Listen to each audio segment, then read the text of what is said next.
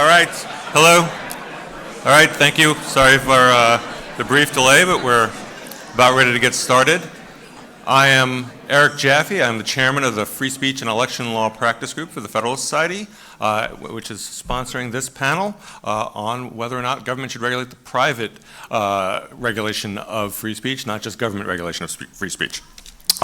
I'm here simply to say hello, to pitch the practice groups and tell you should join a practice group. They bring you wonderful programming like this on either free speech or some other topic if you were so silly as to want to do some other topic, but this topic. And they provide a ton of interesting opportunities for writing, for speaking, and things like that. So please, if you haven't already, join one of the practice groups, join our practice group, that would be great.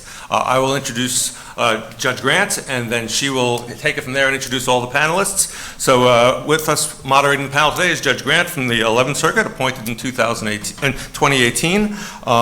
I would say that her list of prior positions is like a laundry list of separation of powers violations, maybe, really. She almost had the perfect double triple, but just is one shy, and you'll see which one it is. So in Georgia, she was counsel to the Attorney General, she was the Solicitor General, and ultimately a Supreme Court Justice. Missing, of course, the legislative branch in Georgia. At the federal level, she worked for a Georgia Congressman, Nathan Deal. She had several positions in the White House, and then, of course, she clerked for then Judge, now Justice Kavanaugh, which we all heard from last night wonderfully and inspiringly. All the rest of her background in detail that got her to all those wonderful positions you can read in the bio. I'm not going to belabor them, but I would like to say thank you very much, Judge Grant, and take it away. Thank you.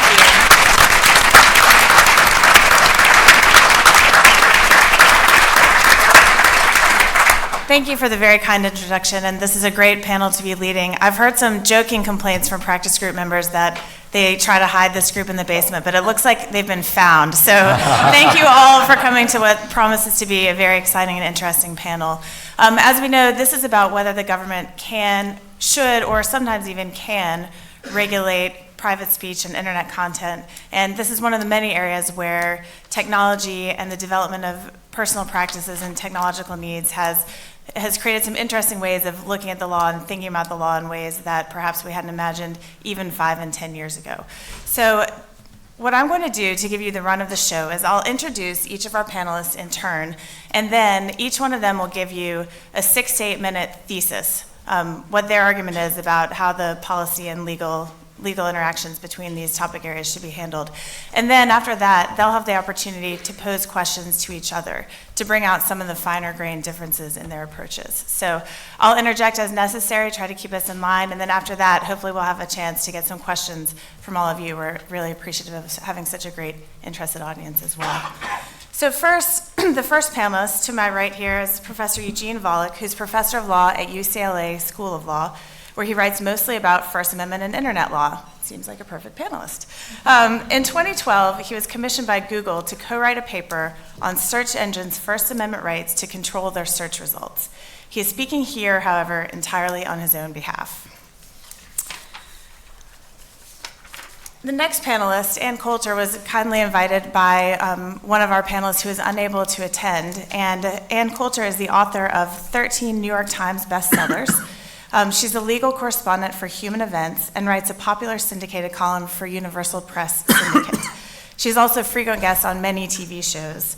She's a Connecticut native who graduated with honors from Cornell University School of Arts and Sciences, and received her JD from the University of Michigan Law School, where she was also an editor at the Michigan Law Review. She clerked for the Honorable Pasco Bowman II of the United States Court of Appeals for the 8th Circuit and was an attorney in the Department of Justice Honors Program for outstanding law graduates. After practicing in private practice in New York City, Coulter worked for the Senate Judiciary Committee, where she handled crime and immigration issues for Senator Spencer Abraham of Michigan, a friend of the society. From there, she became a litigator with the Center for Individual Rights in Washington, D.C. Next is Professor Eric Goldman, professor of law and co-director of the High-Tech Law Institute at Santa Clara University School of Law. Before he became a full-time academic in 2002, he practiced internet law for 8 years in the Silicon Valley. His research and teaching focuses on internet, IP, and advertising law topics, and he blogs on these topics at the Technology and Marketing Law blog. Managing IP Magazine has twice named him to a short list of North American IP thought leaders, and he has been named an IP Vanguard by California State Bar's IP section. In 2019, he was the recipient of the University Award for Sustained Excellence in Scholarship, Santa Clara University's highest award for scholarly achievement. And last but not least, Adam Candeub is a professor of law at Michigan State University. He directs its intellectual property, information, and communications law program. Prior to entering the academy, he worked at the Federal Communications Commission and in private practice in Washington, D.C. Let's welcome all of our panelists.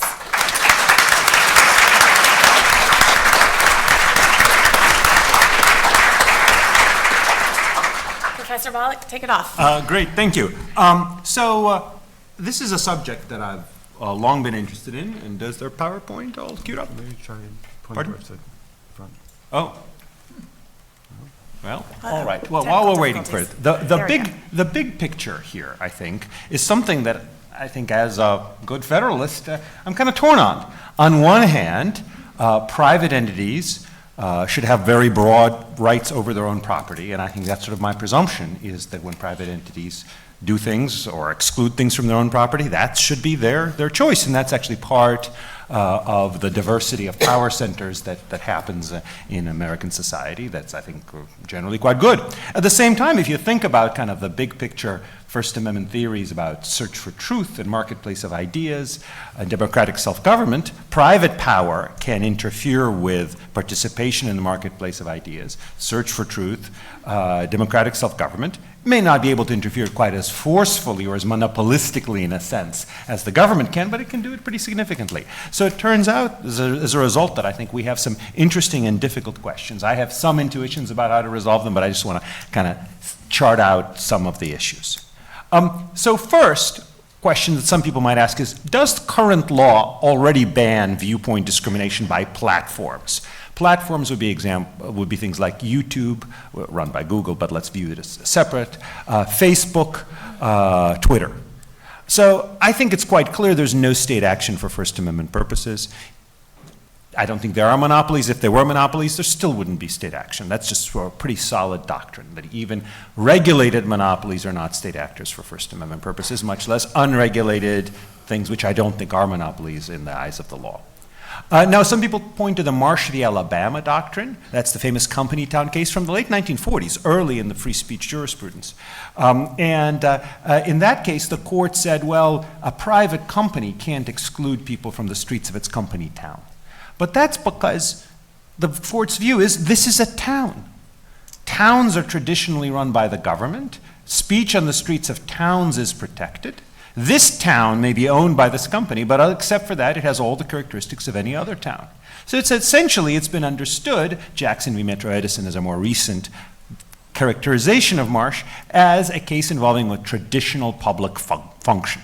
That if you are a private entity and you run a town, then in that case you are subject to the First Amendment. But being a platform is not a traditional public function to the extent it's analogous to what has been done traditionally, and I realize the analogy is imperfect, as all analogies are, it would be to a newspaper, which is not at all a traditional public function. But going beyond that, there is no direct governmental analogy. Now, there are these state access to shopping mall rules under state law. The classic example is Pruneyard Doctrine in California. I think they're just preempted by federal law, both by Section 230, but also by the Commerce Clause. I don't think that a state can set up rules on these very much interstate, multi-state telecommunications companies. What about contract law? I think we'll hear a little bit about that. My view is if a contract promises continued rights to post, it should be enforceable. So if a company says, we will let you keep posting, and that's that. All right, deal's a deal. I've seen some cases that say that too is preempted by Section 230. I don't think that's right. I think contract law is enforceable. But the default is provided a right to control what it hosts on its own property. Just like by default, the property owner can tell visitors, sorry, you gotta leave, unless it violates some, say, public accommodations law. But in the absence of that, it's entitled to do that. That's the default. I think that it would take an affirmative promise, a clear promise to go against that default. And Facebook and YouTube, for example, try pretty hard to make clear that, for example, if we determine that you have repeated our community standards, we may suspend your account. YouTube even more clearly says YouTube reserves the right to decide whether content violates terms of service. So when it says you can't have harassing or offensive or dangerous or harmful or whatever else, it's up to them to decide. That seems to me as a private property owner choosing what to allow in its property and not promising the contrary. But the interesting question, it seems to me, is what if Congress says, well, we have a different view. We are going to implement an anti-discrimination, a viewpoint discrimination ban. Could be either a common carrier model or an anti-discrimination civil rights law type model. You may not discriminate based on viewpoint. My view, and I talk about it in the paper, but I'll stand by it as an academic too, that's in the Google White Paper, is state laws can't interfere with editorial choices. And for example, the output of Google search, I just want to make sure the time is right. The output of Google search is an editorial choice. So Google, if Google comes out with a particular layout of things, it's just like an encyclopedia publisher deciding what to include and what to exclude, or a newspaper deciding what to include and exclude. So under Miami Herald versus Ternillo, I think that they have the right to make decisions about what to recommend, and that includes if Facebook or Twitter decide to say, oh, or YouTube decide to say, oh, we recommend this video. They can recommend what they want and refuse to recommend what they don't want. That's their choice, just like a newspaper editor's. But what about rules that platforms must even-handedly host speech? So it says, look, Twitter, you don't have to recommend particular Twitter feeds, but you can't cancel them. If somebody's built up a big audience on a Twitter feed, you can't then at some point say, nope, sorry, you can't do that. Regardless of what your contract says. We're going to ban discrimination based on viewpoint just as we might ban discrimination based on religion or race or whatever else. I think that's a difficult question. My sense is, probably under existing precedents, like here I'm quoting from Rumsfeld v. Fair, which upheld a requirement that universities host military recruiters even if they don't want to, and concluded that would be permissible to impose just even as a flat rule, not just as a condition on funding. Similarly, under the Pruneyard case from the Supreme Court, under the Turner Broadcasting case, it seems to me that's probably constitutional. I think Eric might disagree. I'd love to hear from him. And it may be unwise. It may be a bad idea to impose these kinds of requirements. But I want to stress that this is a different question from the question of whether it's okay to restrict what people recommend, what these services recommend. Now here's a question though. Imagine there's such a statute, but Congress says, oh, except we really like the fact that, for example, you try to block pro-terrorist accounts, accounts that seem to engage in ISIS recruiting. Not outright criminal, not just accounts that are part of a conspiracy with them, but accounts that praise ISIS and sort of or at least as best we can tell, they're not criminal, they just advocate for ISIS, but Twitter, YouTube, let's say, no, we want to distance ourselves from that. If Congress has to impose any anti-discrimination laws in itself a viewpoint neutral way, if that is the rule, then in that case Congress has a choice. Either it has to leave full flexibility for the services to ban whatever they want, or it has to require that services allow everything. It wouldn't be able to impose this kind of rule, which would be a viewpoint-based rule.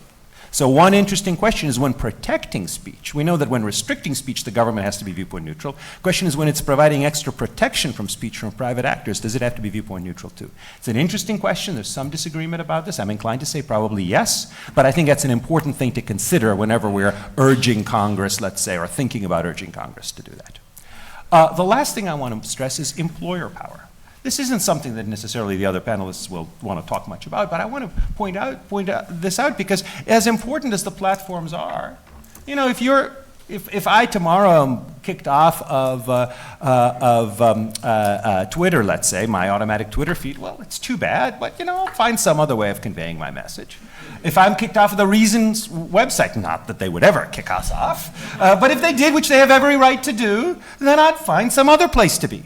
But if I were threatened with firing, as it happens I'm a government employee, but what if I were a private company employee, I might think twice about saying certain things because then I'd be losing my livelihood. Now it happens that about a third of the states and a bunch of cities and counties have actual rules that ban employers from, here's the California rule, from enforcing or adopting any rule that controls the political activities of employees. And political activities, the California Supreme Court, in the gay law students case back in the 1970s, says connotes the espousal of a candidate or a cause. So it's not just partisan or electoral activities. It's any ideological activities.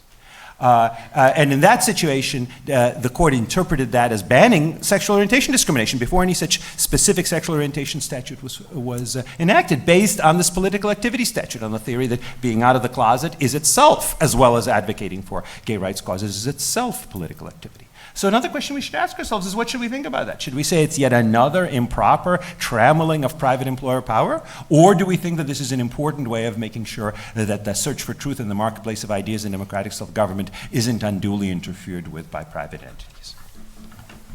Thank you, Professor Volokh. Ms. Coulter.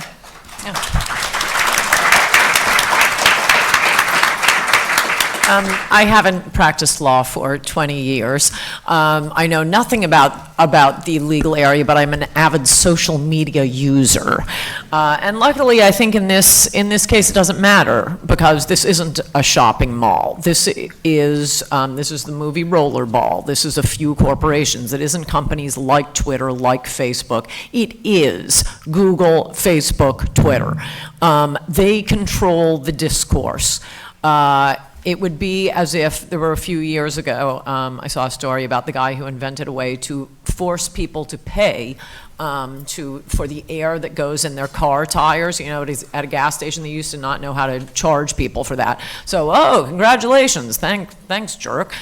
Used to be free, but you made us pay for it. It would be as if somebody cornered a market on oxygen. This is how people communicate. Anyone over 50 may not understand this. There's no one under 50 who's turned on a TV. It's not enough to just say, oh, go start your own Twitter. I mean, look at what happened to Gab. Gab tried to start an alternative to Twitter, it got its server taken away. It's got its bank taken away. It got taken off every app, every platform. These are monopolies on speech. It's like having a monopoly on air. It isn't a shopping center. And no, if you're thrown off Twitter, actually it turns out you won't be able to come out with some other way to be heard. I mean, look at Milo Yiannopoulos, who was the biggest thing since sliced bread. He was making something like $800,000 a month on his YouTube videos through Facebook. Thrown off, deplatformed, depersoned. He's not on Twitter. He's not on Facebook. You can't find him anyplace. Gavin McInnes, the same thing. Laura Loomer. No, these people are all deplatformed. This is how we communicate with one another. I knew this would happen because I sort of wondered, I mean, you see the nostalgia for the three networks, especially during impeachment right now. Oh, if only we could go back to when we could remove a president.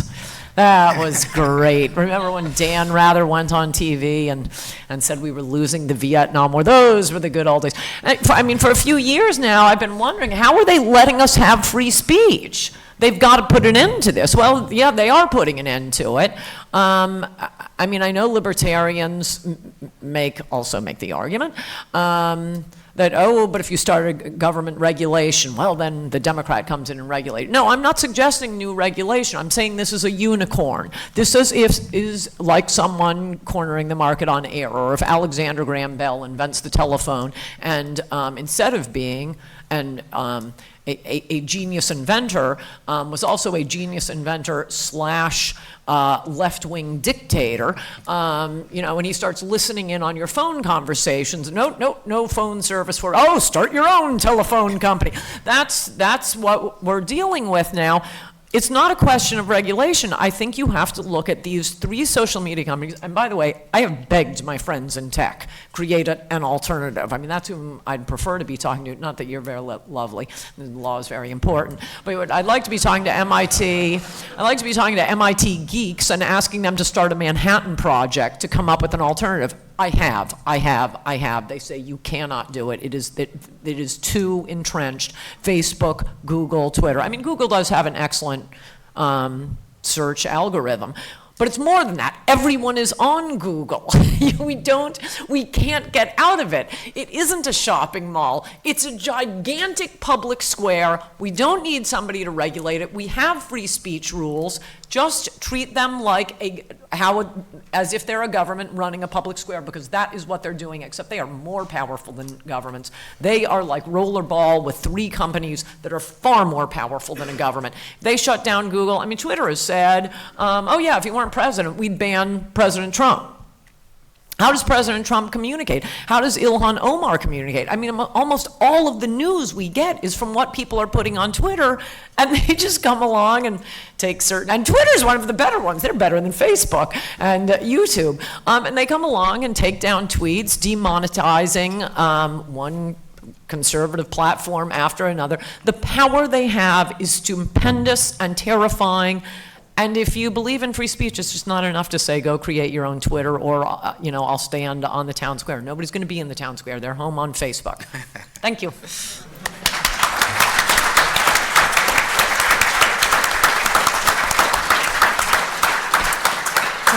Professor Goldman. Yeah, I think it was interesting Anna invoked the sci-fi dystopian movie of Rollerball. Actually, I think there was a movie about a monopoly on oxygen. I think it was called Spaceballs.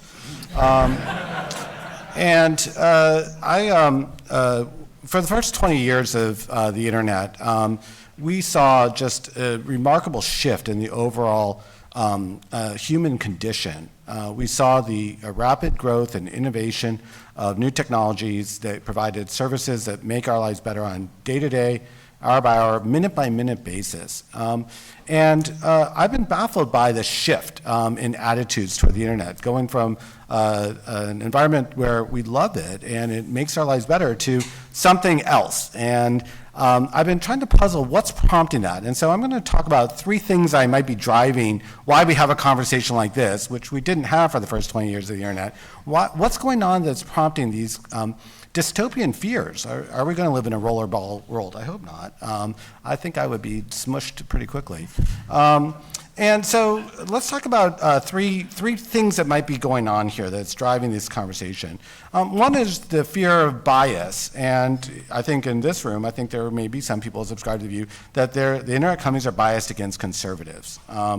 And I think that there's a lot of ways to peel that back and disaggregate all the different norms that are baked into that fear.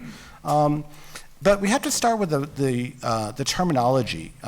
We often hear reference to things like platforms, and platforms are doing this or platforms are doing that. What internet companies do, Google, Facebook, Twitter, if we want to focus only on those, is that they publish third-party content. They're content publishers. And every time that we shift the rhetoric from publication of third-party content, we actually are creating some weird dynamics in our conversation, because when we talk about publishing third-party content, we kind of know what the answer is. That's what we expect to be protected under the Constitution. The decision of what content to publish or not is like so basic to how we think about free speech that the only way we can really have this conversation, not talk how can we censor Google, Facebook, Twitter, is by shifting the rhetoric. So let's take the rhetoric back to where we start from. Bias against conservatives would be another way of saying publishers exercise their editorial discretion in ways that some people like, some people don't. And that form of bias is intrinsic in every publication process. In other words, what do publishers do? They exercise editorial discretion. When they do that, they prioritize some content and they deprioritize other. That's what it means to be a publisher. You cannot have neutral publication because a very act of publication is not neutral. It is prioritizing some things and not others. Now, Section 230, for those of you, I trust most of you are familiar with, those of you who aren't, it simply says websites aren't liable for third-party content. They can publish that content and not be liable for it. That law was really like one of the most pure codifications of a libertarian norm that I can recall seeing in the last 25 plus years. It says we're going to clean out a bunch of potential legal liability in order to create new opportunities for growth. And that is a key part of why we're in love with the internet for the first 20-some years, because it was creating new things that were making our lives better. Section 230 is what opened up the door for conservatives to have the voices that they wanted to have. You cannot have a bunch of the people who are now we would recognize as brand names, and Ann mentioned some of them, they would not have existed without having had the opportunity to have access to the services that let them publish their content. And so that entire flourishing ecosystem is actually due to the fact that we removed the legal constraints on the publication of third-party content. We are seeing a continued diversification of services catering to conservative voices, and suggested that maybe Gab isn't going to be our solution, but there's a whole lot of innovation. I actually did a search before this talk about conservative social media, and I couldn't even count all the names. There's a lot of innovation going on in space. Why? Because Section 230 enables that kind of activity to take place by lowering the entry barriers and not holding those services liable for the fact that there's going to be people who are going to say some stupid things on them, as they do in all services. And whenever we talk about trying to tell people that they must carry content, that they're, the publishers are favoring one category of content over another, that sounds a little bit like the fairness doctrine, which was one of the doctrines that was a lightning rod for the conservative movement for years as a way of restricting the power of private publishers to decide what they thought was best for their audience. We got rid of the fairness doctrine, but I'm not sure that there aren't people who wouldn't support reinstantiating it for the internet. In 1997, the Supreme Court said that the internet was not like broadcasting. And so any of the regulatory solutions to broadcasting, like the fairness doctrine, just don't apply here. They're not appropriate for this community. And I do slightly disagree with Professor Volokh, which I don't like doing because he is smarter than me, and especially on constitutional law. So I'm a little nervous here. But taking away the power of a publisher to decide what to publish, forcing them to publish something they don't want for their audience, to me is a form of censorship. It is a violation of constitutional rights. I'm just going to mention two other things quickly because I'm sure I'm already over time. I do want to mention this issue about media consolidation, that there's too much power in too few hands. I think if I understood Anne's remarks, that was the main objection that she raised. Unfortunately, media ecologies usually consolidate. That's not an unusual thing in media and industries generally. You see it over and over again, that they start out with a wild west where lots of people start, and then they roll up into smaller and smaller communities. That's a natural dynamic in this field. It's nothing surprising.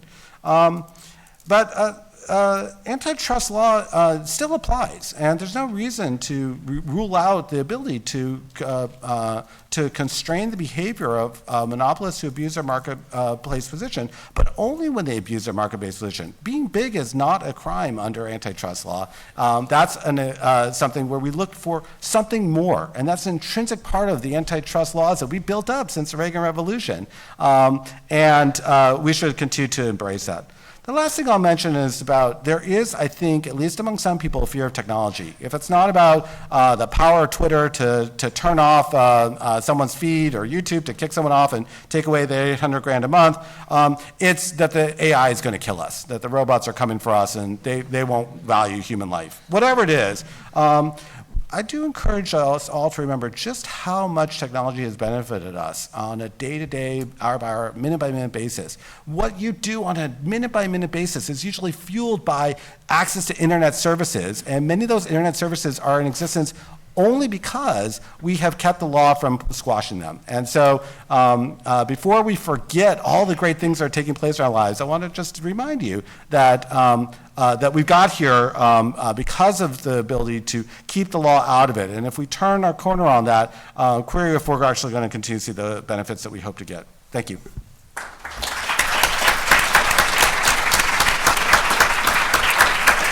Thank you.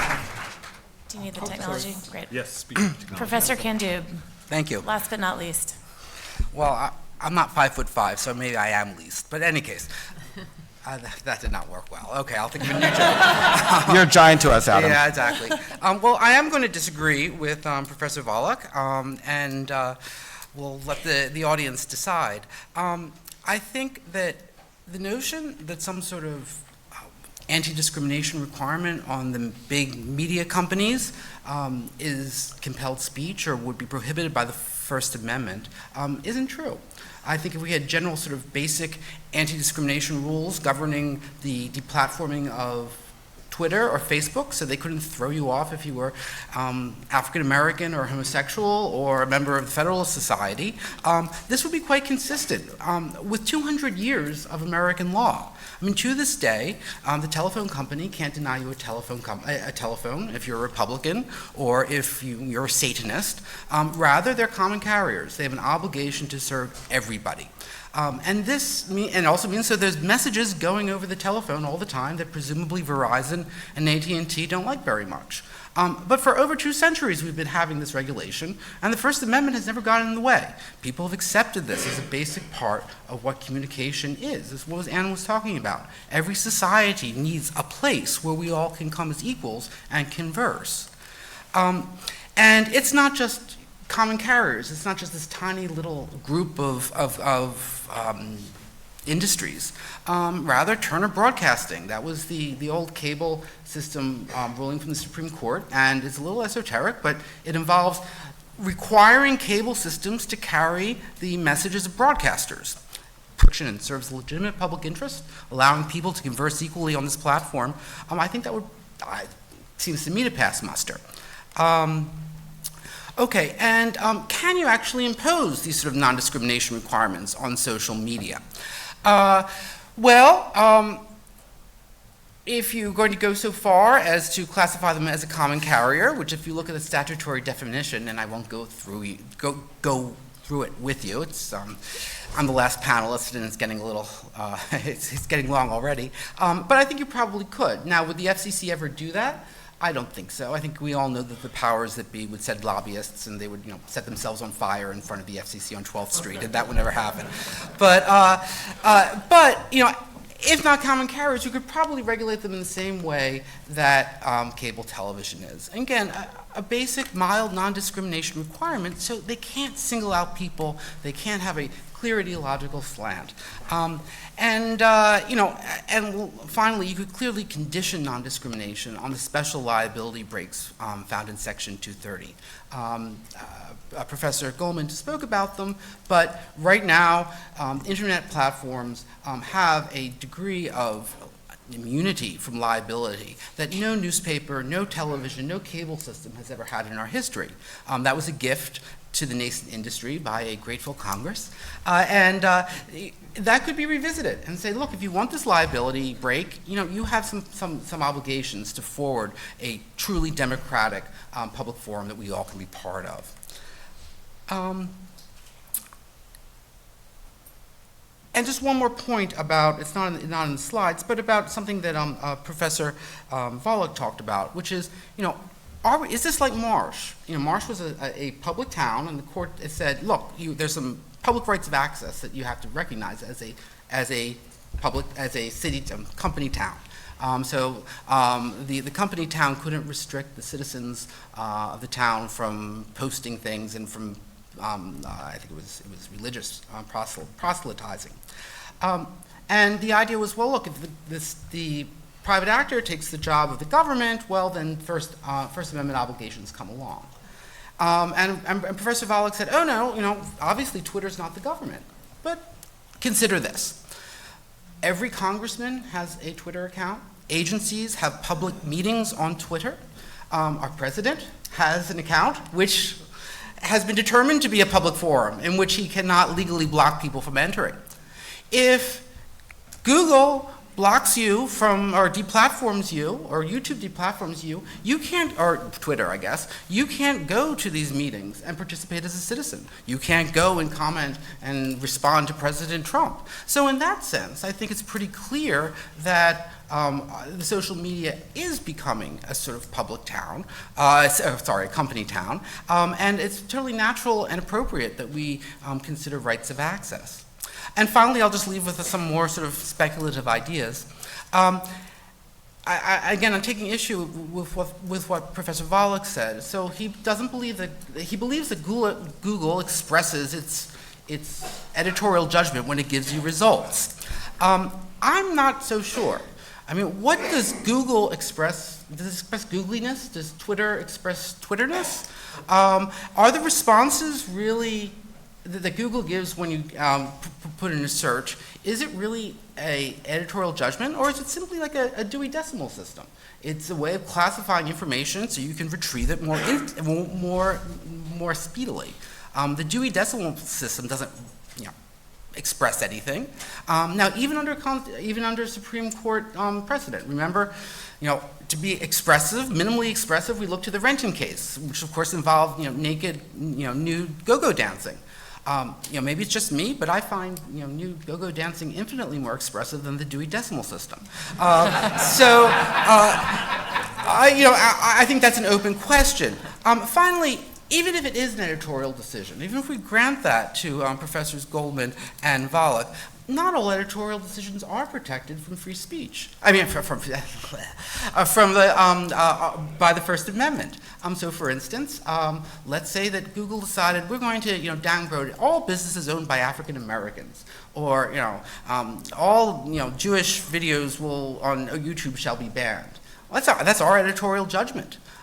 It would seem to me, however, that civil rights and a bunch of other laws would take precedence. So, and finally, and I do have to say this, I'm disclosing at the end, I'm a lead counsel in a case against Twitter involving a deplatformed individual, a very eminent feminist Canadian activist, Megan Murphy, who was kicked off Twitter, relying on Twitter's express promises in terms of use. And if anyone's interested, I have them up there if you want to go through it. And Megan called Jessica Yaniv a man.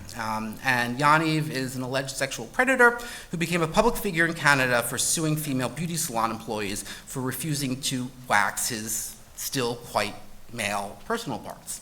So we'd go around and actually sue these poor working women for refusing to do these services for him.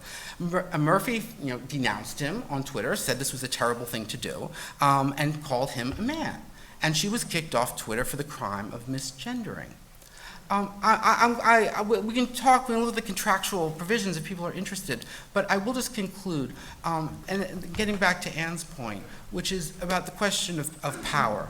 So there's a very eminent, probably one of the most eminent child psychiatrists, and his name's Paul McHugh, who pretty much says the same thing that Murphy did. He does not believe in transsexual therapy for children. He thinks it's ridiculous and it's wrong, and he doesn't believe that sort of thing. And he tweeted that. He was kicked off. Now, there was sufficient outrage from he's a professor at Johns Hopkins, there was sufficient outrage that he was put back on. But Megan Murphy, who's just, is just an activist in Vancouver, who said pretty much the same thing, no. So what we're getting in the social media is the very opposite of a democratic discourse. We're having a conversation of the powerful and the well-connected. And I think that's profoundly destructive for our democracy. And that's it. Thank you.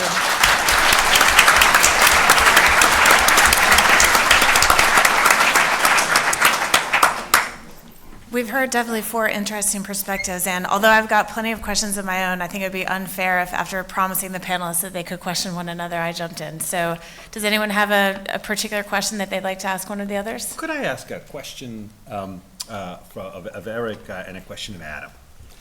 So Eric, so I appreciate your argument. I think I agree with much of it, but I wonder about this argument that the platforms are publishers as to everything.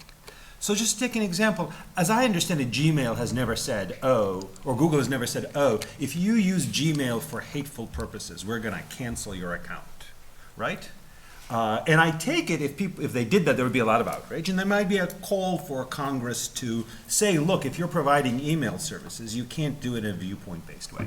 Now, you could argue as to whether that would be a good or a bad call, but I take it we'd say that Google is operating as a platform, as an entity that distributes others' material like a phone company does, and that is therefore not within its there's not a First Amendment violation with requiring even-handedness with regard to email. So what I'm wondering is, why wouldn't the same apply when YouTube simply provides space for people to host things? Why isn't that indeed closer to Turner Broadcasting than to the Fairness Doctrine? Recall, one of the problems with the Fairness Doctrine is it did restrict the speech of the television stations. It deterred them from posting certain things because that would trigger right of response. It took up time that they would otherwise like to use for posting other things.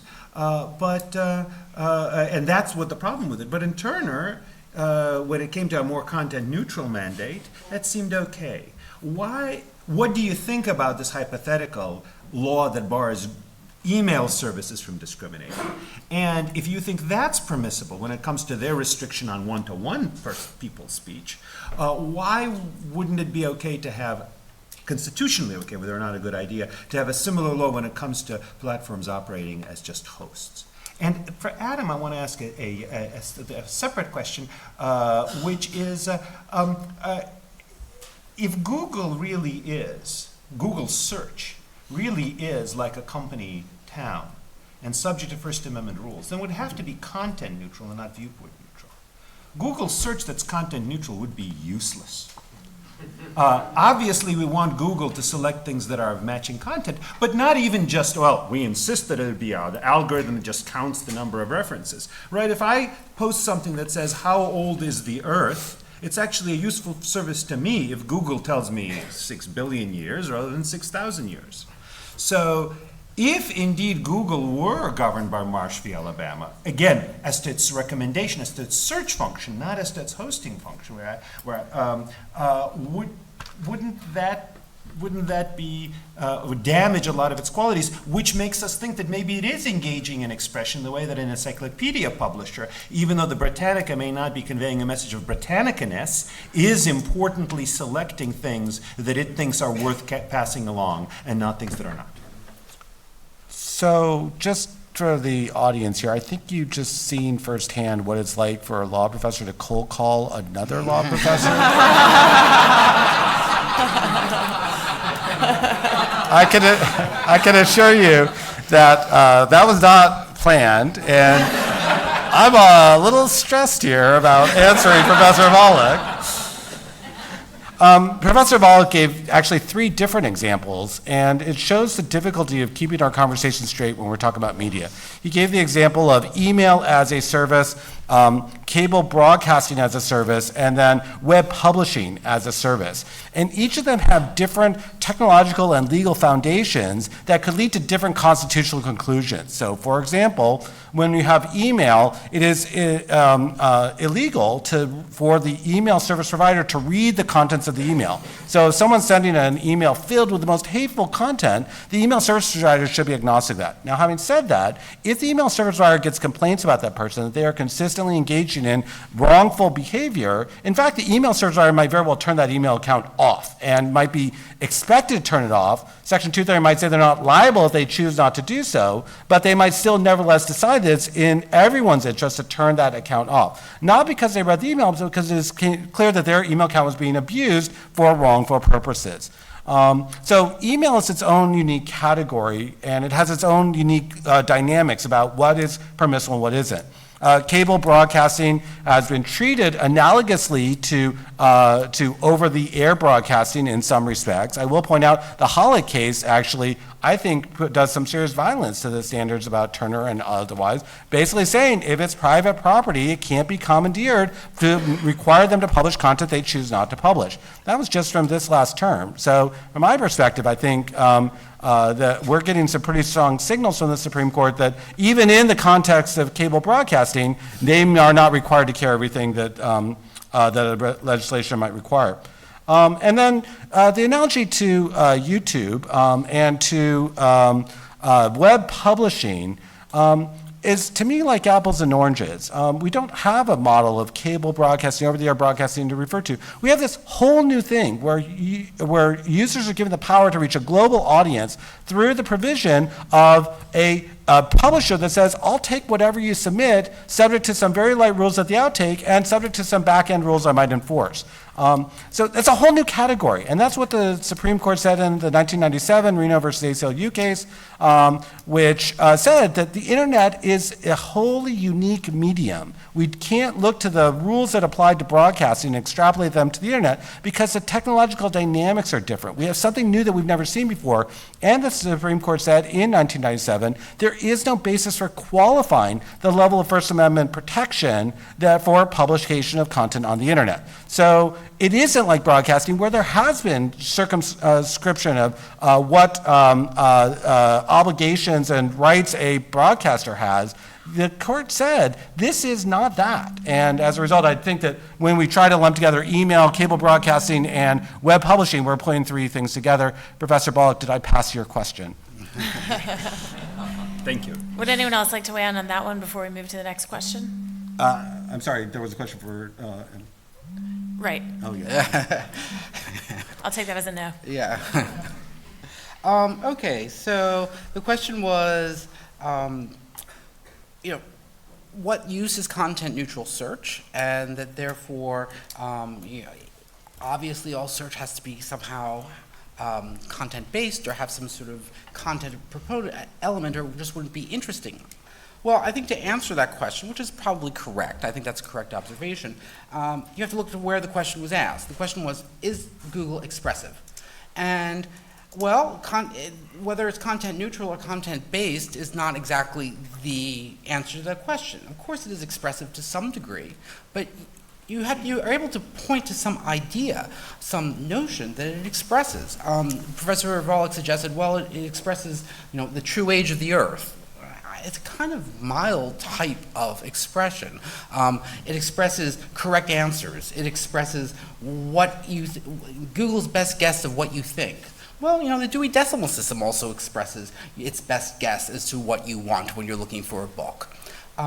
So that I'm willing to accept that Google has some sort of basic level of expressiveness, but then you have to ask the next question.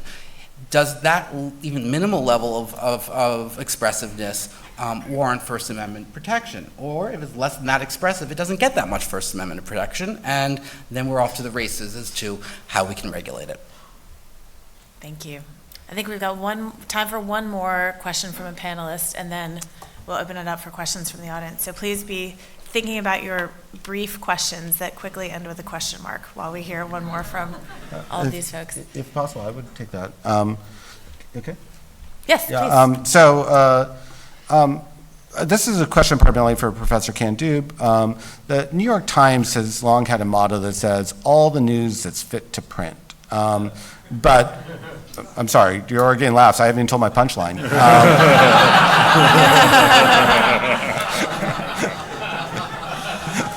A farmer and a doctor walk into a bar.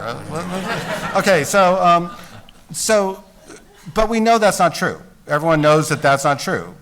It's all the news that the New York Times concludes is fit to print, which is a very different statement than all the news that's fit to print.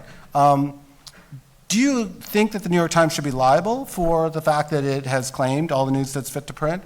And if effectively what the internet services who are publishing third-party content are saying, we will publish all the user content that we think is fit to print, would that be different? It's hard to answer that question. I don't quite understand it, to be honest. We all know the New York Times prints only that news, and precisely that news which it believes to be fit to print, and it does make editorial decisions.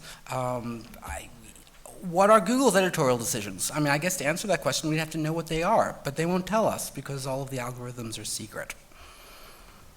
But could I also say, I think it kind of misses the point. I don't care if Google goes around bragging, saying we're not crossing the creepy line. That was the big thing with them. And we all think they are crossing the creepy line. We don't care what their motto is. They can say we allow everyone, we arrange our search engines so that only the truest answer comes to the top.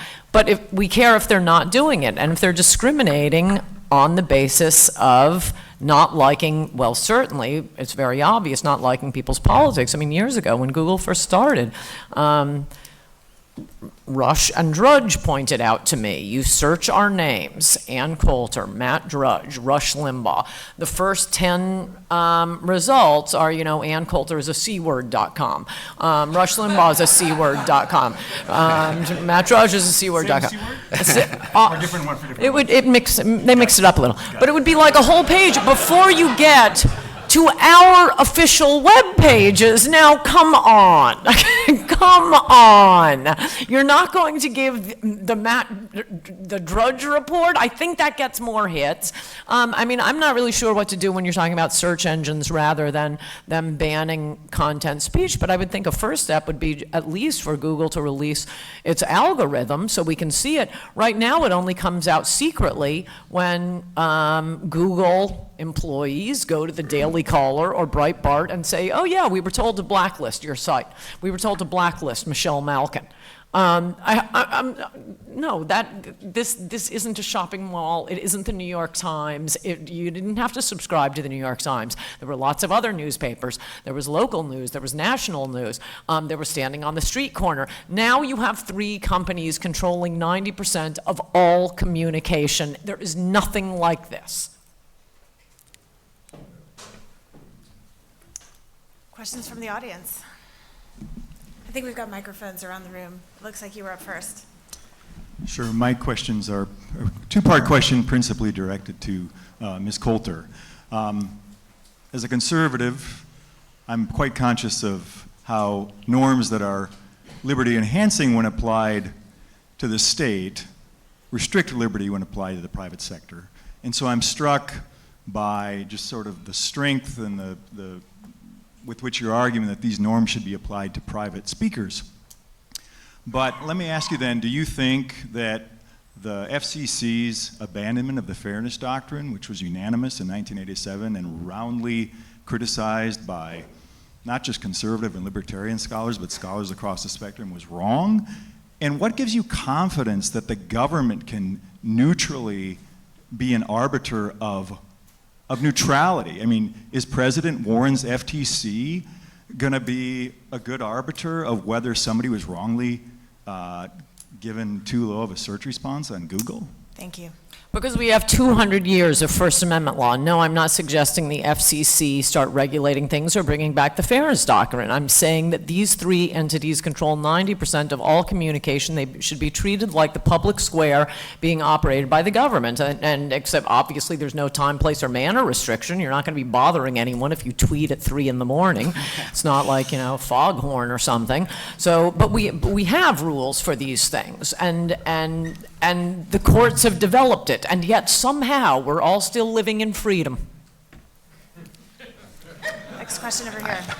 So I suppose I have a question on the opposite end of this. So Ms. Coulter suggested that you should treat these entities as if we're treating the government because they control 90% of the traffic. But what about kind of the opposite, with a couple of decisions coming out of the Southern District and then Second Circuit holding that, for example, President Trump can't ban users on Twitter? And it seems somewhat odd to me for the following reasons. So Twitter could ban someone for being essentially abusive.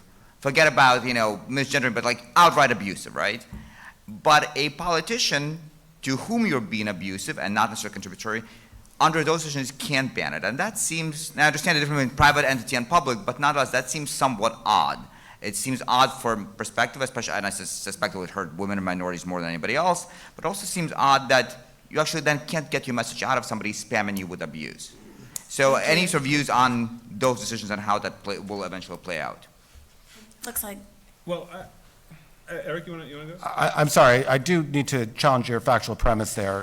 The Second Circuit case made it clear that President Trump banned the speakers just out of, because he didn't like what they were saying to him, right, not because they were abusive. That question hasn't been litigated in court, so your factual premise isn't supported by that particular ruling. We don't know what will happen in the situation you described. Well, I think the broader point, I think, is an interesting point.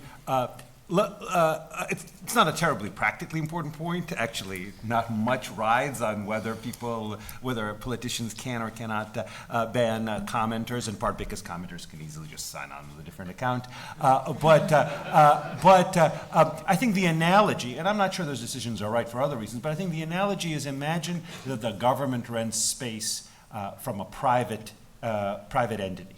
Let's say it wasn't President Trump. Let's say it was actually a government entity rather than just a politician who may have a private hat. This is a school board which has no private hat, but it doesn't have space, so it rents space in a church or rents space in the local Lions Club.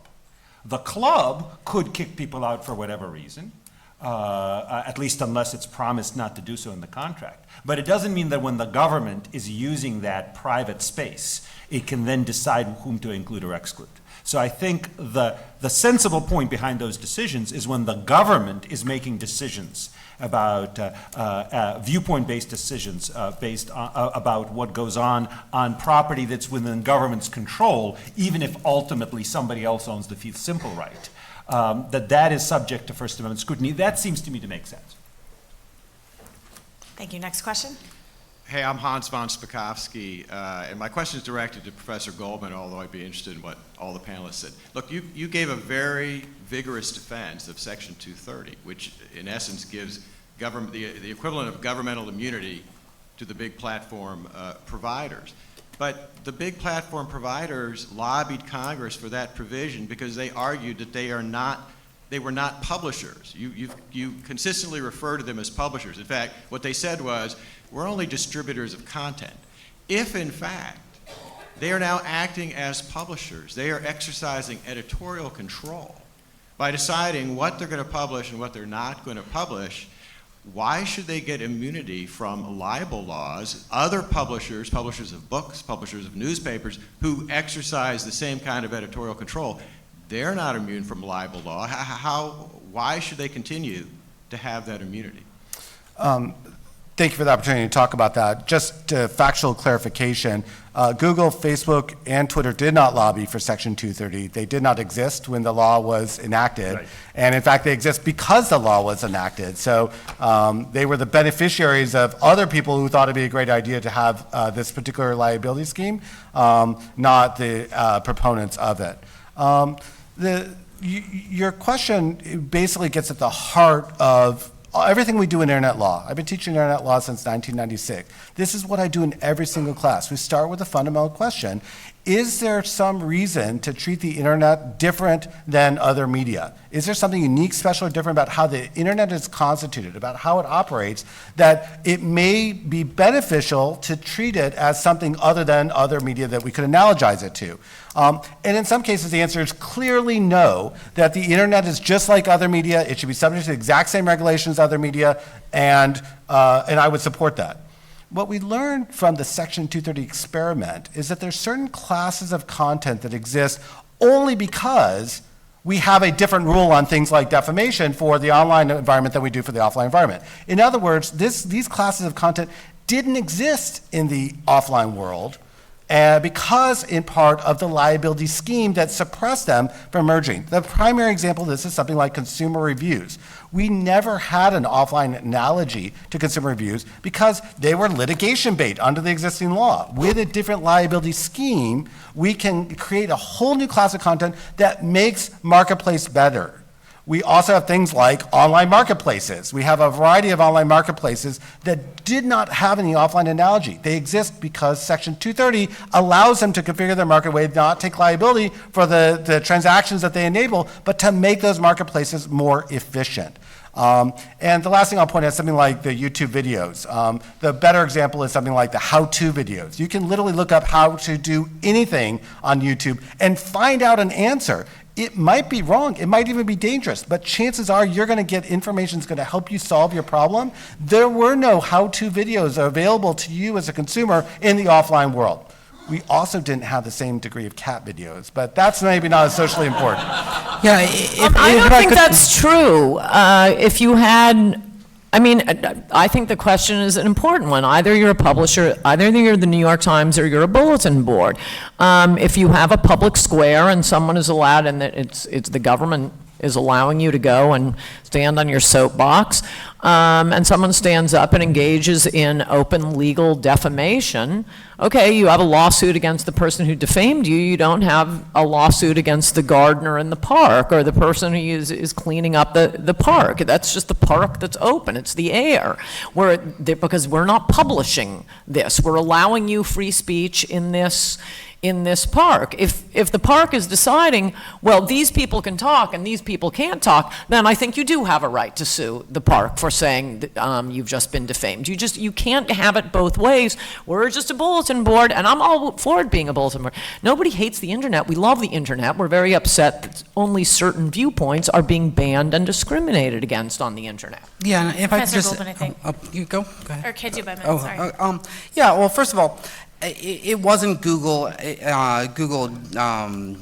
YouTube, well, Google, YouTube, or Facebook that lobbied it. It was CompuServe and Prodigy. So it's not as if 230 was some sort of natural effusion of the public discourse. It was a giveaway to a certain industry. It was, as we mentioned, a very generous giveaway. And that's one of the real problems with the current legal arrangement, because they're able to play a sort of jujitsu. When they want First Amendment protection from various laws or regulations, they say, oh, all this is expressive, just as Professor Volokh was saying. Our search results are the inner soul of Sergey Brin. But when we're on Section 230, which only immunizes comments and content from third parties, oh, we're just a platform. We don't have any control over what other people say. We can't be liable for these third-party comments and content. So, the question is not, oh, this is a wonderful system and allowed us to have, how-to videos. The question is, we need a consistent liability regime for, as Anne said, the central engine of communications today. So I want to agree in part with Anne and Adam, and in part with Eric. There is ample precedent for absolute immunity against liability for what we might loosely call platforms. Long before the internet, it was black letter law. You couldn't sue a telephone company for allowing libelous communications. So the cases in which it arose is there was somebody who had a libelous outgoing message on an answering machine, and somebody demanded that the phone company cancel that number. They didn't, and there was a lawsuit, and the court said, look, the phone company isn't allowed to cancel it. It is a common carrier, therefore it gets immunity.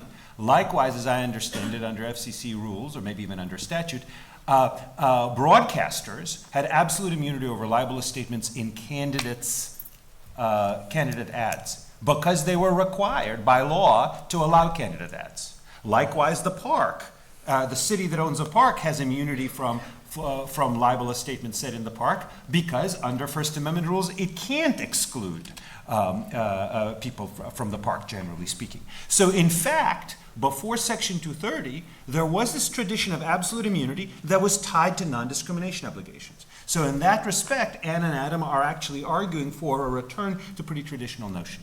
But here's what happened in the mid-1990s. There were actually a couple of court decisions that seemed to point in exactly that direction. So what they said is, if you host online bulletin boards and you are non-discriminatory based on content, then in that case you get immunity. But if you host these bulletin boards, or I shouldn't say one case in particular pointed in that direction. But once you, as an entity, I believe it was Prodigy, once you... CompuServe. Was CompuServe? Yeah. I think CompuServe... Stratum B. Got it. So once you actually say, we're going to have some sort of content moderation, then you get stuck with liability. So the sense was, as a result, online platforms would be deterred from providing content moderation, which people wanted. People wanted those platforms to restrict vulgarities, to restrict maybe pornography, to do various other things. So it's a deliberate choice by Congress to promote content selectivity of some sort by making sure that the content selective entities, like the content neutral entities, both got the same kind of immunity. So it may be time to revisit that, but it's important to remember that there was a deliberate congressional judgment that we want to have some kind of content selectivity. And the question is, are we really prepared to mandate content neutrality? Yeah, if I could just jump in. I think that interpretation of the 96 Act is a bit retrospective. This was 1996. Not many people were using the web. The World Wide Web Protocol was only introduced in 1995. The Section 230 was introduced as part of the Communications Decency Act. Does anyone remember what that was about? It was about banning pornography from kids, and it was pretty much all turned down by the Supreme Court. This was not a desire by Congress to have monopolists become content moderators, our friendly content moderators. This was really a desire by Congress to give some liability protection for people who wanted to get rid of porn. And I think that's obvious from the statute. It was not a desire, a democratic desire to the people of America saying, moderate me, oh, internet giants. So. I think it's time for the next question. Hi, this question's for Professor Goldman. So one of the most remarkable things I've seen in recent years is there are journalists on Twitter asking at Jack Dorsey to ban their political opponents. You see the same people writing op-eds demanding that Mark Zuckerberg censor their opponents. So, this is truly remarkable. It's clear that the power to control speech is now in these select few people's hands. They can make and break people's careers, livelihoods, reputations. And so at what point do you think that this power becomes too concentrated? Is there any point for you at which this power is concentrated in too few hands and used for sufficiently abusive ends that would justify government action? And if the Constitution's not a suicide pact, then certainly the First Amendment isn't a pact against free speech. Thank you. Professor. Let's just start with our terms. It's fine if you're concerned about Twitter, Facebook, Google because of the disproportionate share of our minds that they occupy. But they are a small fraction of the overall activity that's taking place on the internet. And one of the ways that we can get ourselves in a lot of trouble is to equate the two, to treat Google, Facebook, and maybe Twitter as if they are the internet, because there's so many other services that we use on a day-to-day basis that make all of our lives better. And you might be a Twitter aficionado, and so what Twitter does is it rocks your world. But there's all kinds of communities out there that you're not a part of that are benefiting every single day by the Section 230 and the First Amendment, and are in competition with each other to try and find a way to best cater to their audience. Those of you who are knitters, there's like a whole world of knitting that's taking place that maybe I'm not a part of, but boy, that's really important, that's worth fighting for. So we have to be very thoughtful about distinguishing what we feel about the internet from how we feel about Google, Facebook, and Twitter. Now, with respect to them, honestly, if you were asked Twitter, they'd say, we're not as big as Google and Facebook, so thank you for treating us as if we're equal to them, but we wish we had a small percentage of the revenue and profits that they generate. We have antitrust laws, and antitrust laws apply to publishers just as they do to everyone else. In fact, we've literally given exemptions to publishers from antitrust law where we thought it was better for them to coordinate their actions than not. The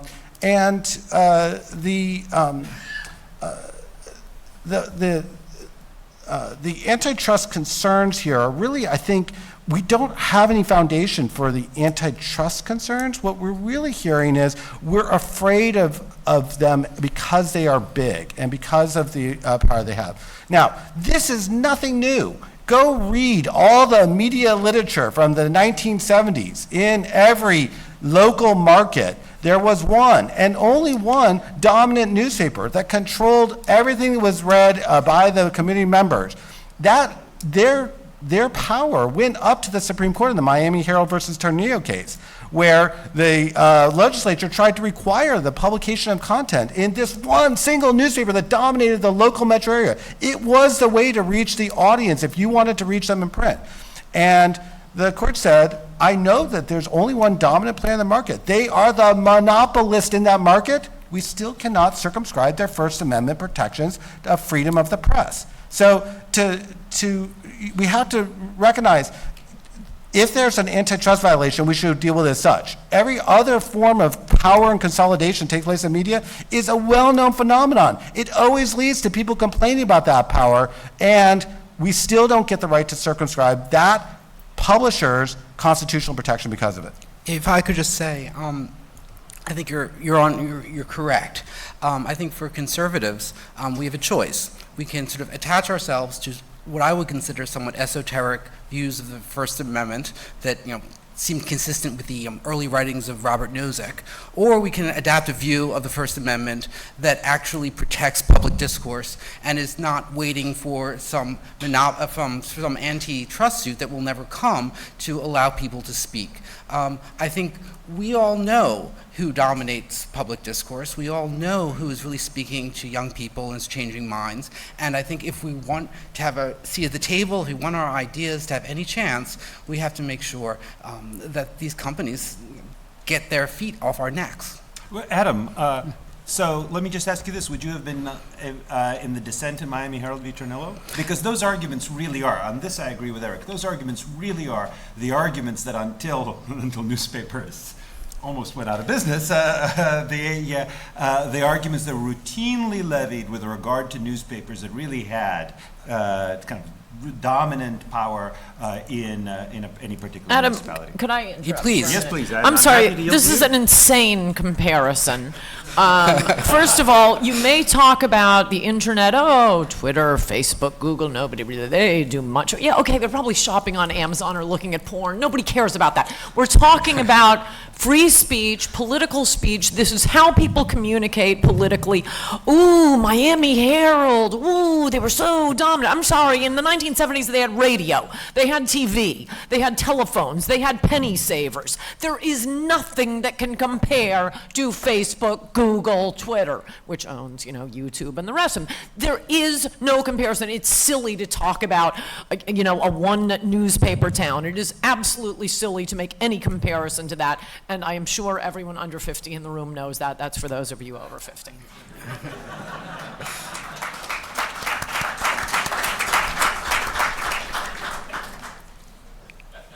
Any further comeback? All right, looks like we've got next question.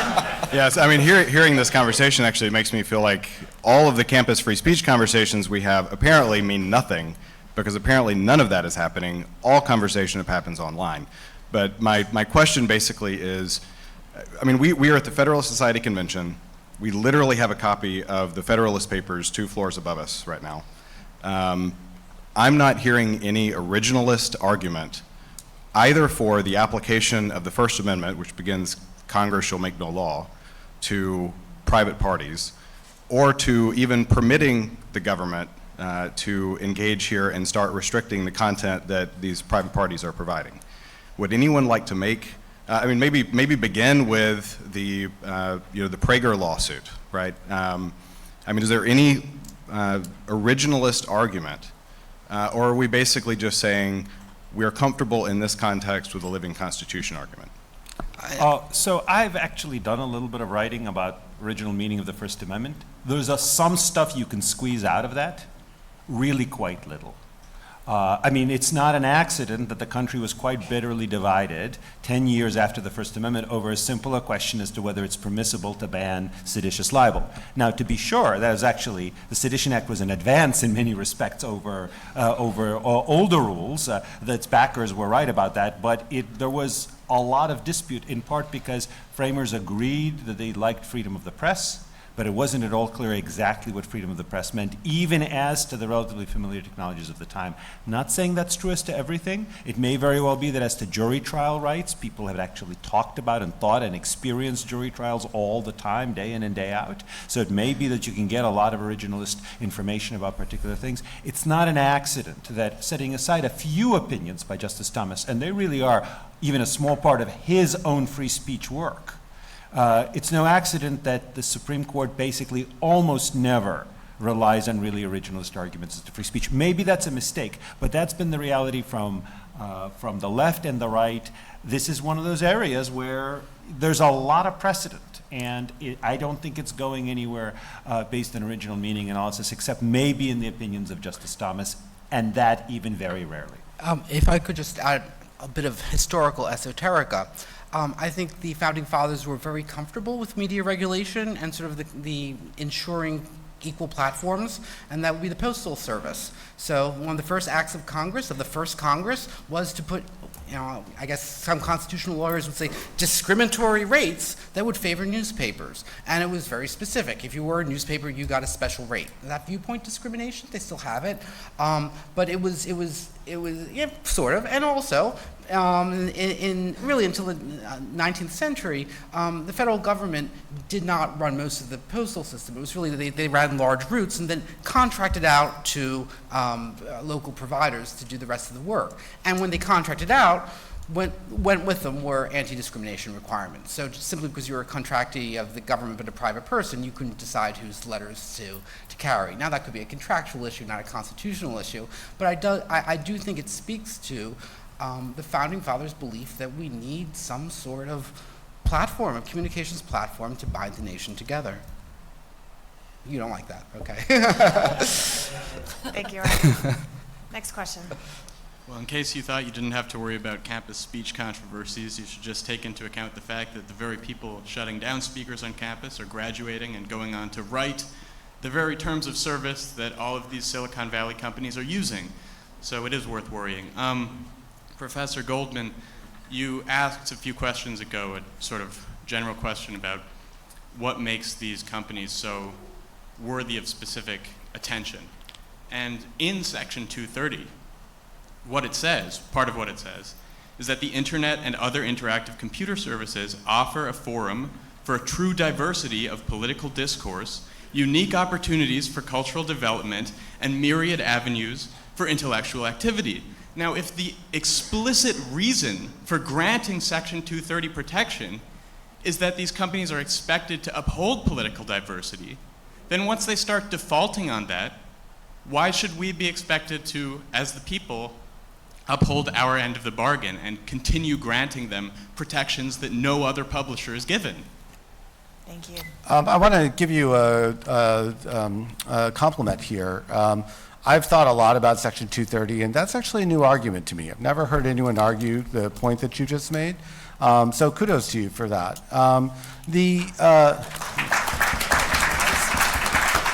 Can I just interrupt and say, if a judge were to say, oh, that's a new argument, that's actually a pejorative. But when a law professor says it, that's a compliment. I'm sorry, I really did mean it as a compliment, not it is, pejorative. it is. No, Okay, good. You guys all got that, because you'll know when I'm giving you a pejorative, and it won't be subtle. So I want to take you back to what things were like in 1996. The idea wasn't that there was a vertical integration of all political diverse viewpoints in a single site. The idea behind Section 230 was to let the marketplace flourish with lots of different sites catering to different audiences. So the language that you quote was not about trying to integrate it all in a single company, but to make sure that the door was open for the full range of the human condition being expressed in different services catering to different needs. And that still remains true today. And if you want to say all the actions on Twitter, that's your view. I understand that. I don't agree with that at all, because there's lots of action taking place throughout the rest of the internet, and Section 230 is what's keeping open the door for those other services to enter the market to cater to the audiences that they serve. So that's how I would read the language. Thank you for raising it.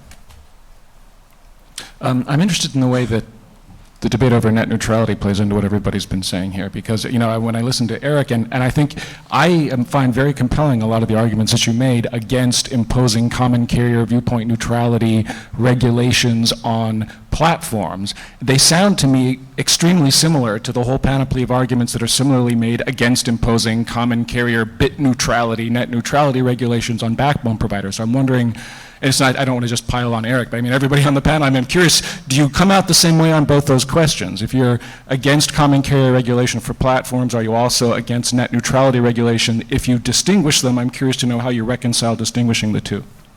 Yeah, I appreciate it. And I know that my colleague, Professor Candeub, is going to want to speak up on that as well. He has a new paper coming out on that where he makes arguments to try and explain and I think ultimately eliminate what could perceive to be a dichotomy. I will tell you, I find net neutrality a very hard topic and one I actually haven't taken a position on publicly. I've done 3,000 blog posts. I've never actually done a blog post on net neutrality because of the fact that I do find it such a difficult thing. On the one hand, to the extent that companies are moving data, they're contributing to conversations in our society, they're publishing content that should be protected as free speech, and therefore net neutrality obligations would be an incursion on that. The problem is, and this is what Professor Volokh and I were having a colloquy about before, that trying to take rules that are built for one medium and extrapolate to another might not work. And for those who are familiar with the notions of the internet as a set of layers, where there's a stack of different services, they're all bundled on top of each other, anywhere from the transport of bits to the actual content that's being expressed, the different layers have different marketplace dynamics. And those marketplace dynamics might suggest that actually they should be treated differently accordingly. That we wouldn't want to treat the person who's moving bits the same as the person who's actually trying to express a viewpoint. It is awkward to talk about net neutrality because we have to confront the marketplace dynamics of the market for internet access. I'm sure there are people in the room who think that that marketplace is competitive. I do not agree with that assessment. And in a marketplace that is so constrained by government regulation, that has in most markets a duopoly, that is a wildly different circumstance than what I see as the internet. Now, I think, I don't mean to speak for you, Ann, but I think you're saying there's not even a duopoly, it's just monopoly, monopoly, monopoly in three different categories. So if you feel that way, then you would lead to the conclusion, well, we have the same lack of competition in the marketplaces. That's not how I see it, and therefore it might be that we would want to regulate net neutrality different, that we would choose the, quote, content neutrality analogy just because of the marketplace differences. Professor Candeub, what about you? Yeah, so I do just want to point out, Eric, or at least that side of the table, that, in Tornillo, there's only a monopoly of newspapers, but you don't think there should be access. But if there's, in the last mile, there's only two access providers, then maybe we should have some sort of regulation. Network neutrality is related to all of this stuff in the sense that if there's a First Amendment right, absolute right over the wires of the dominant communications networks not to carry anyone else's messages, then that goes to network neutrality as well. But by that same token, if we're going to take the First Amendment to that end extreme, we wouldn't have a phone network. I mean, we wouldn't have the basic building blocks of information require to some degree mandatory interconnection, which in turn requires some degree of compelled speech broadly construed. And I think what's good for the goose is good for the gander on both sides. Next question. So my question is something that panelists I think have touched on but not really dug into.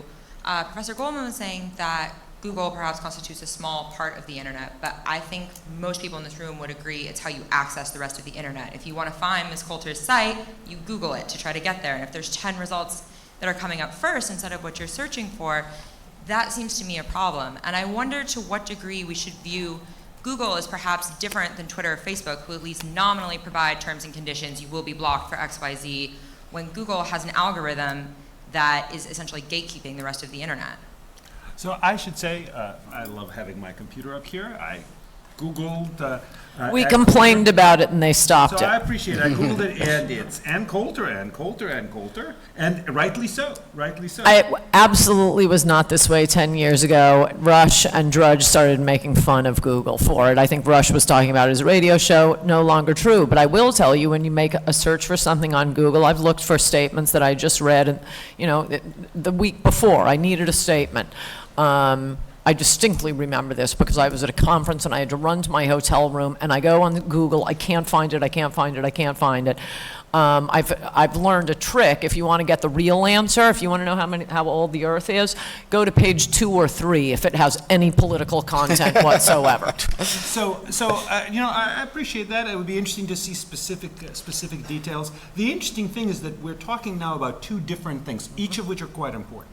One is what we might call the platforms, the things that really are hosting companies. You could also imagine things like WordPress, or sometimes like domain name registrars might be similar. I will say my quick search suggests, and maybe this is wrong, that according to Pew Research Center report, 20% of adults last year said they often get news via social media, 16% print newspapers.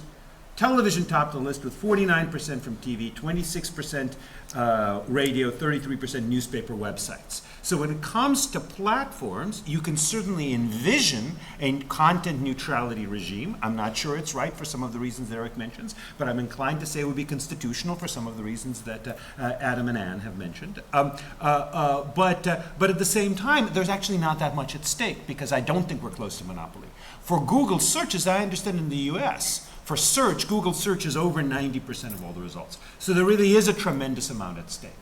I haven't seen that much evidence of overt sort of political manipulation by Google, but this is also an area that I think we all agree, you can't have a content neutrality rule. You probably can't even have a viewpoint neutrality rule in the strict sense.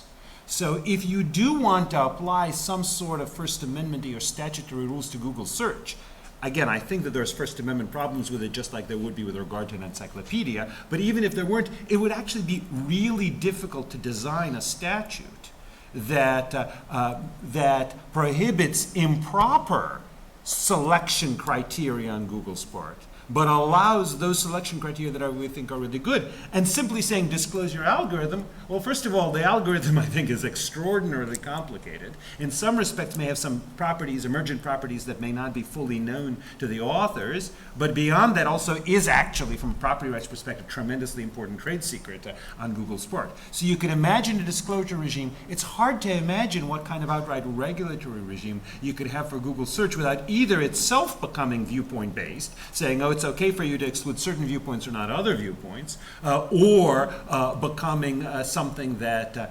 essentially saps search of all of the things we expect.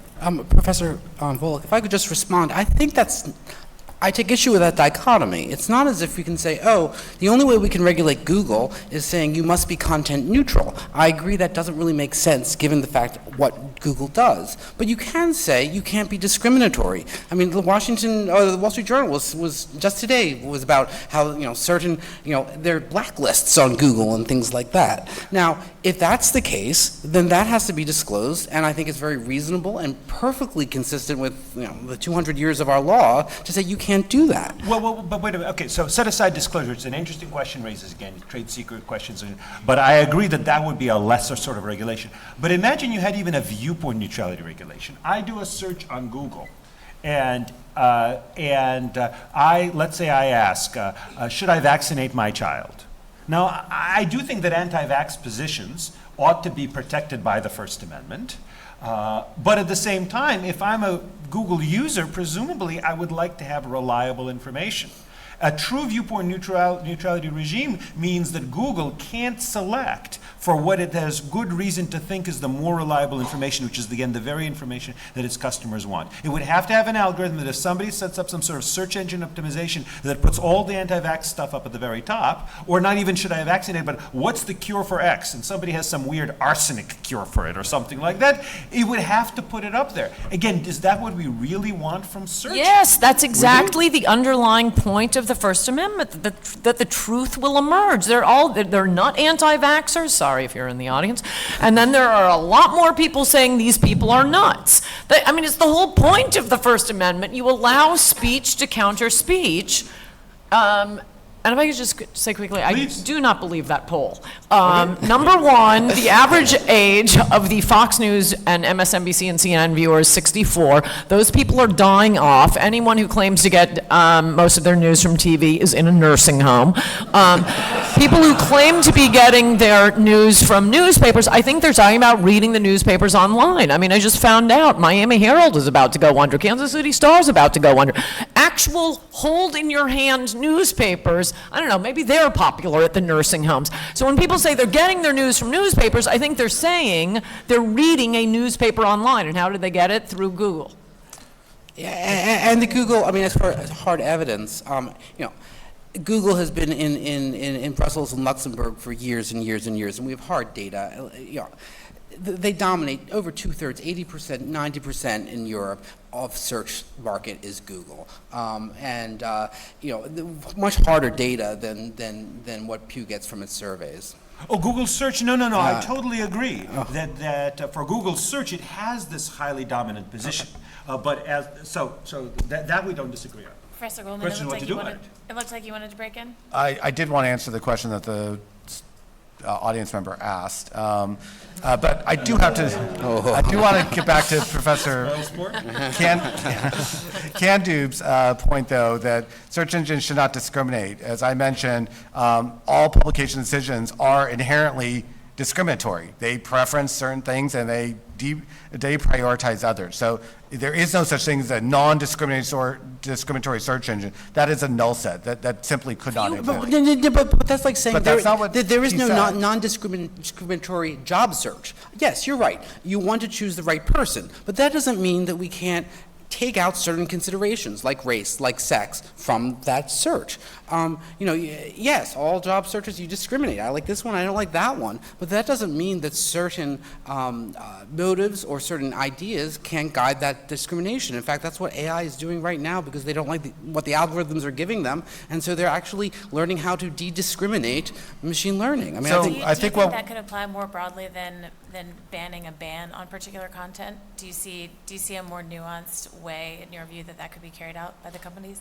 Well, I would hope so, yes. I mean, certainly certain kinds of speech, like, political discrimination, I think that we can put a very big magnifying glass on and actually demand greater disclosure. As far as, knitting, like you seem to be so interested in, Professor. Don't mess with knitters, dude. Do not mess with those knitters. Or anti-vax, I mean, I'm less concerned. But again, getting back to, I think the comments that Anne so forcefully and correctly made is that if you're talking about the basic engine of the marketplace of ideas, extra scrutiny is totally okay.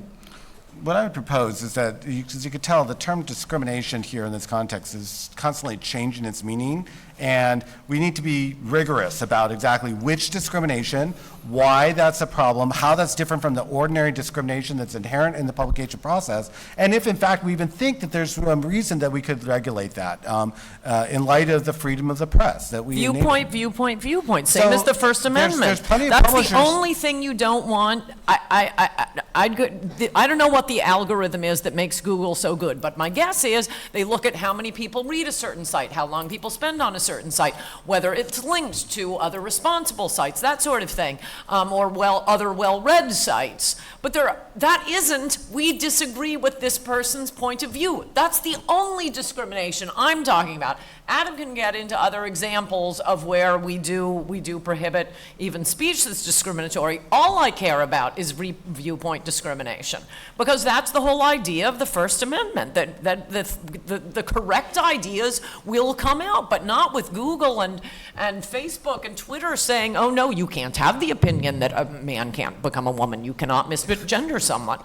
And that's viewpoint discrimination. So again, I think viewpoint discrimination doesn't actually answer your question. So for example, if we were ban viewpoint discrimination, we would allow all the different types of terrorist organizations to have equal treatment as the people that they oppose. Correct. Unless they're committing a crime by, describing how to build a bomb. How do I know that? Because the First Amendment already says that. We don't need to invent the wheel. I think the government has taken a different view on that very same question, that they in fact have required the removal of terrorist content that is in fact protected by the First Amendment because they have made a choice about the viewpoint that terrorism is a threat to our society and that we as a society are prepared to fight that threat to us. So I think that even the notion that we can be more precise or accurate by simply saying we're only going to ban viewpoint discrimination, I actually don't think we really mean that. You might. No, but viewpoint within the world of what is First Amendment protected speech. That's what I'm talking about. So no, not obscenity, not describing how to molest a child or build a bomb. Those are crimes. But we already have that law. That's why I'm saying libertarians don't need to get freaked out about the FCC getting involved. We're just going to apply First Amendment law because this is the equivalent of a public square.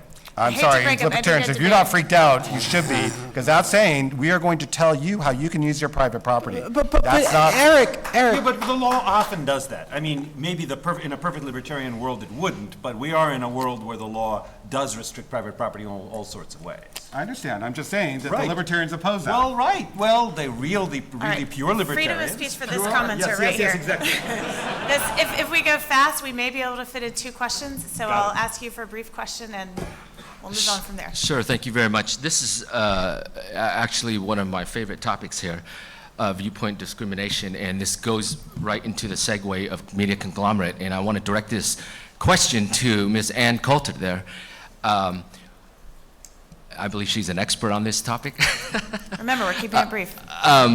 We have a president that is very expressive in the media realm, but yet we have a media that acts with double standards, say one thing and do another. And we have a conservative reality, we have a libertarian reality, and we have a liberal reality, and they don't treat each other as equals.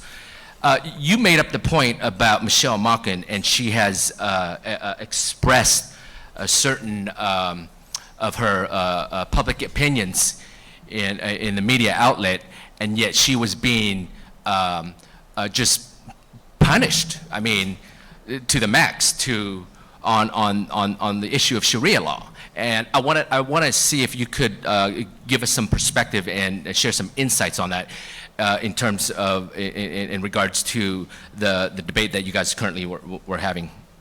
Thank you very much. Well, the one thing I can say is just to elaborate on what I said. I mean, it's been shocking having these Google employees, and it hasn't been shocking to the people who are the victims of it. I mean, a lot of conservative websites, probably a lot of your favorite conservative websites, used to be making a lot of money online. They post a story, gets a lot of hits, they have ads there. Google, Twitter, Facebook, take it down. Oh, and by the way, they'll usually come back 3 weeks later when the story's over. And say, oh yeah, we're sorry, we made a mistake. I anticipate that this will happen next year during an election year. We're all going to be thrown off Facebook and Twitter, and once the election is over, they'll say, oh, I'm sorry, that was just a glitch, don't know how that happened.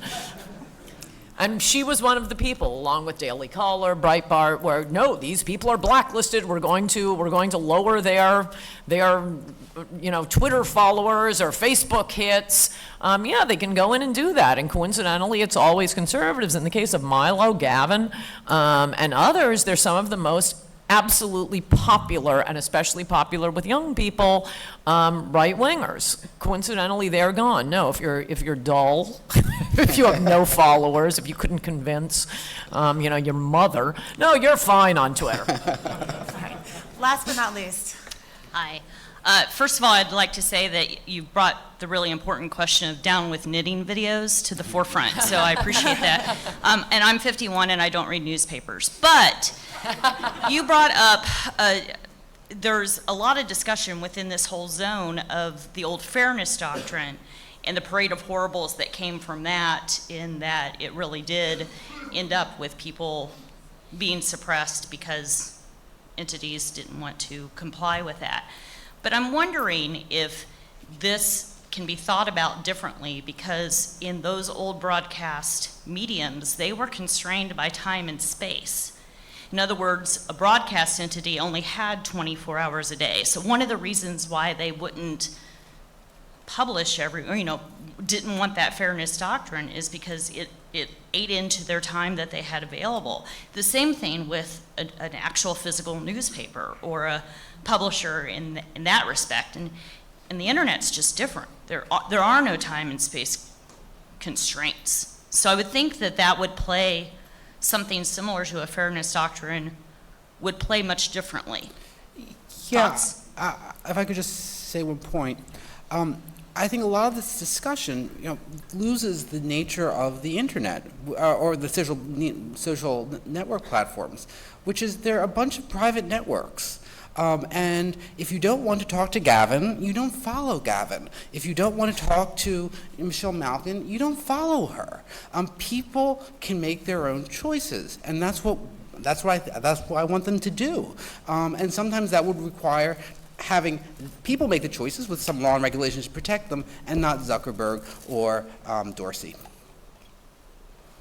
Well, thank you all. This was obviously a very vigorous discussion.